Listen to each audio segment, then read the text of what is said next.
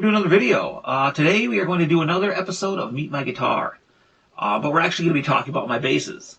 For those that don't know, I was the bass player in a cover band for about 4 years, and these are the three basses that I played on stage in this band. First is the first bass I ever owned.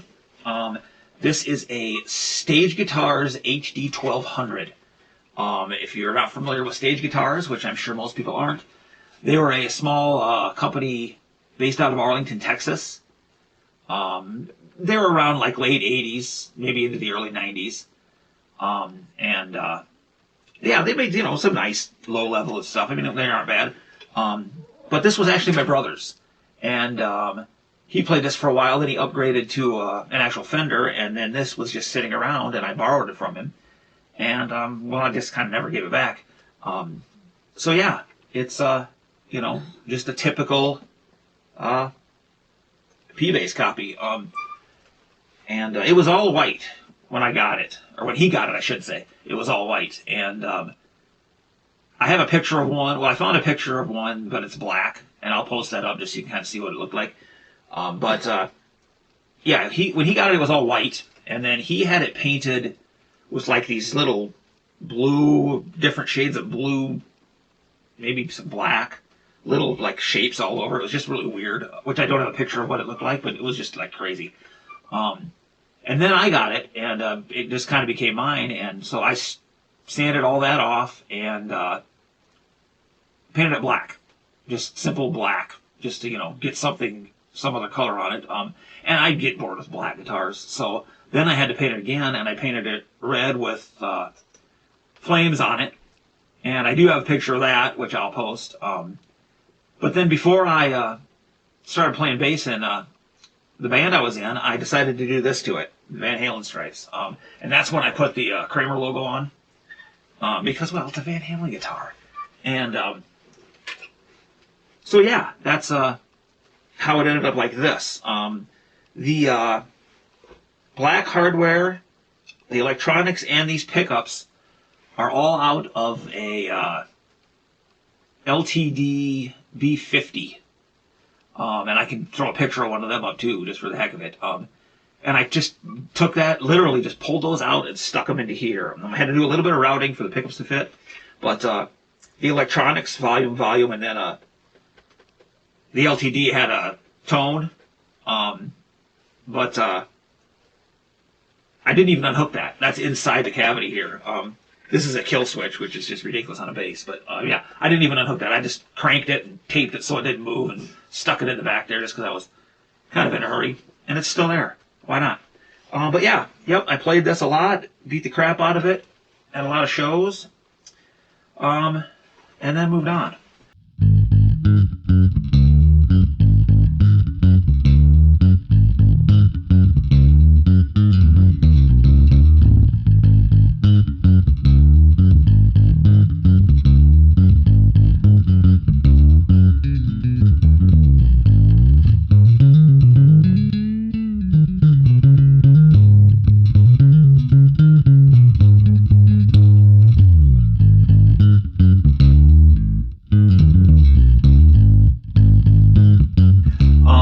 We were at a music store once, and my wife fell in love with this thing, and so I had to get it for her.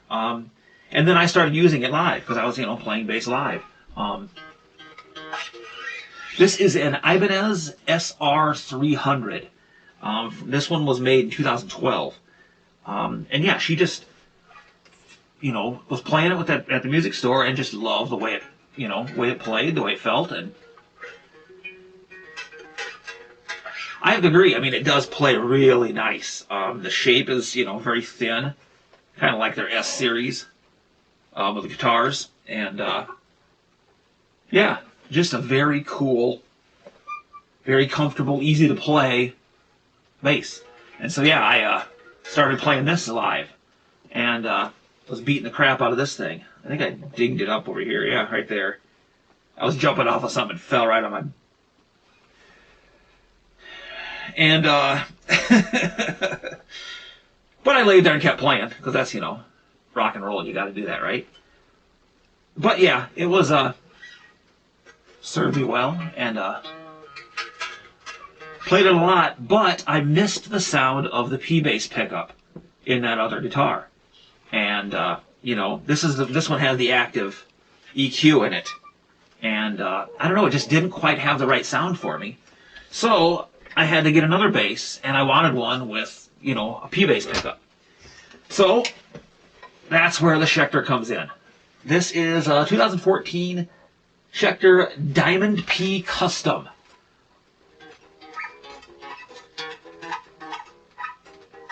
And like I said, I wanted to have that P-bass pickup in it. And I'm glad I got this when I did, because the year after, when they switched the models, they went to active pickups. And I just love the sound of that natural, you know, passive P-bass. So yeah, got this, and yeah, it's been my main bass ever since. Haven't really done anything to it except I put the Hipshot detuner on it.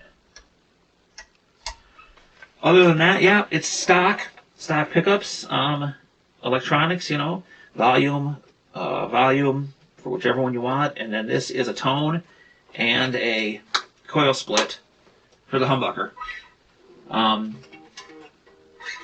which is very cool. Lots of different sounds you can get out of this, and yeah, I just love the way this thing plays. I mean, you've seen this bass in any of the videos where I've played bass. This is the one I play because I just love the way it sounds and love the way it plays. And the only downside to this thing is it is heavy. This is like the heaviest. I don't have a good scale, so I grabbed the wife's scale she's got in the kitchen, and I weighed all three of these basses. The Ibanez, wait, let me look at my notes. The Ibanez was about 7¼ pounds, and these are, you know, rough estimates because I'm not sure how accurate the scale is, but the Ibanez was 7¼ pounds. The Kramer, well, Stage, but I call it Kramer now, was 8¾ pounds, and this thing was 10¾ pounds. I mean, this thing is just heavy. But you know, I don't care. I just love it. It just plays so great. Sounds amazing, and yeah, like I say, I just love it.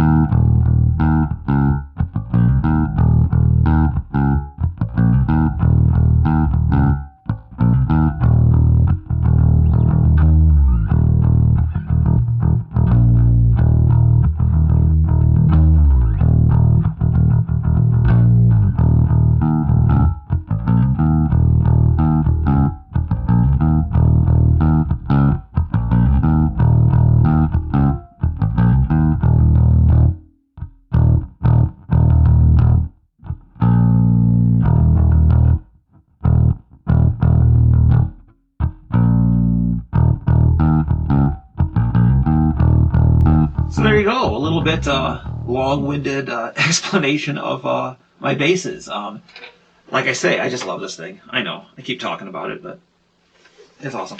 Anyway, so yeah, thought I would just do another Meet My Guitar, and thought I'd talk about my basses. I mean, this thing's been in enough videos, I suppose I should talk about it. As always, you know, hit the subscribe, I can't talk. Hit the subscribe down there, show me some love, and I'll see you in the next video.